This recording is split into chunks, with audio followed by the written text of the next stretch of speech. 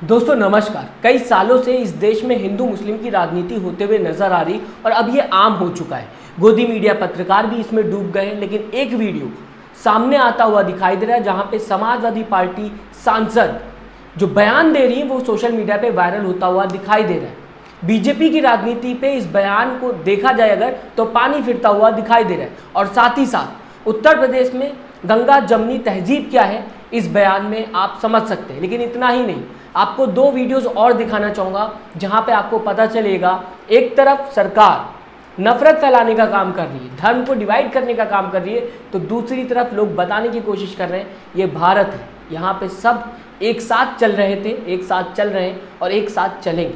आपके सामने दो वीडियोस और रखूँगा, लेकिन सबसे पहले इकरा हसन क्या कहते हुए नजर आई आपको बताना चाहूँगा। इकरा हसन को पहली बार मौका मिला था, ये फर्स्ट चांस था उनका संसद में बोलने का। अपने क्षेत्र की बात उठाते हुए इकरा हसन ने बताने की कोशिश की शामली से प्रयागराज और शामली से वैष्णो देवी तक ट्रेन चलाई जाए, ये दिक्कत वो बताते हुए नजर आई। कैराना से सांसद हैं इकरा हसन और अपने क्षेत्र की दिक्कत बताते हुए उन लोगों के लिए डिमांड की जिनको वैष्णो देवी जाना है दर्शन करने के लिए। तीर्थ स्थल की बात करते हुए नजर आई। ये है गंगा जमनी तहजीब, यह समाजवादी पार्टी की विचारधारा, इंडिया अलायंस की विचारधारा। सबका साथ सबका विकास कहने से सबका साथ नहीं हो जाता, सबका विकास नहीं हो जाता, उसके लिए आपको संसद में आवाज़ उठानी पड़ती है, जो इकरा हसन उठाते हुए नजर आई और लोग शेयर भी करते हुए से दिखाई दे रहे हैं। सबसे पहले पानीपत, कैराना, मेरठ रेल मार्ग का सर्वे कई बार कराया जा चुका है, लेकिन अभी तक इस रेल मार्ग पर कार्य शुरू नहीं हुआ है। हरियाणा और उत्तर प्रदेश को जोड़ने वाला ये बेहद आवश्यक रेल मार्ग है।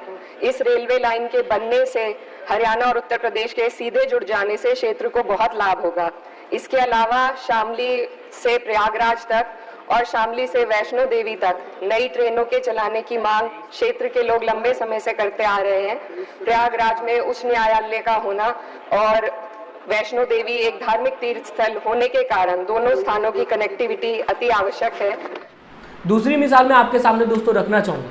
ये तस्वीर देख रहे हैं आप सबको एक खबर पहले सुनाई दी होगी जहाँ पे बताने की कोशिश की गई थी। उत्तर प्रदेश सरकार ने ऐलान किया था कि जहाँ से भी कांवड़ यात्रा निकलेगी वहाँ पर दुकानदारों को अपने नाम का नेम प्लेट दुकान के बाहर लगाना होगा, ताकि जो कांवड़ यात्री उनको आपके रिलीजन का पता चल सके। हालांकि सुप्रीम कोर्ट ने बाद में इसे मना कर दिया। सुप्रीम कोर्ट में ये पूरी तरीके से बेबुनियाद साबित हुआ ऐलान, लेकिन कई वीडियो सामने आई है जहां पर पत्रकारों ने पूछा, खासकर राजीव रंजन जी की मैं बात करना चाहूँगा।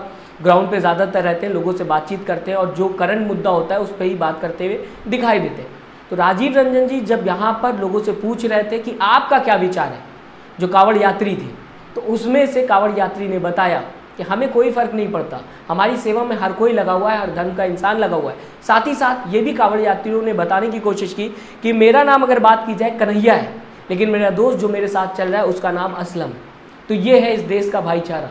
ये हमारे भाई हैं, ये मुस्लिम ही हैं, ये कावड़ चला रहे हैं हमारे साथ, हरिद्वार में नहा के आए हैं, ये हमारे साथ कावड़ चला रहे हैं। दोस्तों ये एक मिसाल थी, ऐसी ढेरों मिसालें सोशल मीडिया पे तैरते हुए दिखाई देती, जिसमें से दूसरी मिसाल मैं आपके सामने रखना चाहूँगा।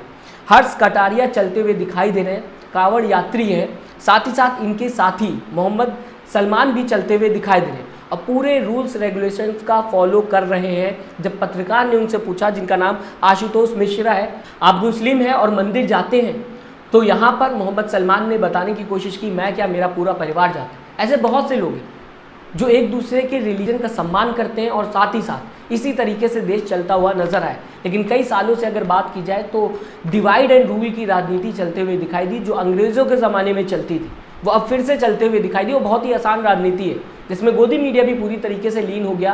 लेकिन आज भी कई ऐसी तस्वीरें नज़र आती हैं जिसको आप इंस्पिरेशन के तरीके से ले सकते हैं, जिससे समझ में आता है कि असलियत में हमारे भारत की, हमारे देश की बुनियाद क्या है हमारे देश की संस्कृति। इन वीडियोस से दोस्तों पता चलता है। आपके सामने ये भी छोटा सा क्लिप रखना चाहूँगा मैं, क्योंकि कॉपीराइट इशू होगा तो पूरी वीडियो तो नहीं दिखा सकता, लेकिन छोटा सा क्लिप मैं आपके सामने ज़रूर रखना चाहूँगा। ये हर्ष कटारिया हैं, ये मोहम्मद सलमान हैं, दिल्ली से चले हैं, कांवड़ यात्रा लेकर के निकले हैं।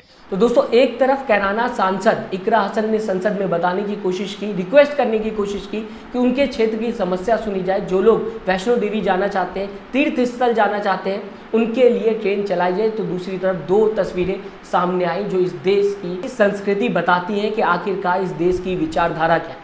मैं चाहूँगा दोस्तों आप किस तरीके से इन तस्वीरों को देखते हैं अपनी राय कमेंट बॉक्स में ज़रूर दीजिएगा, और अगर आपको पसंद आई हो ये खबर तो इसे ज़रूर से ज़रूर शेयर करिएगा, चैनल को सब्सक्राइब और वीडियो को लाइक करना ना भूलिएगा। अपना ख्याल रखिएगा। नमस्कार।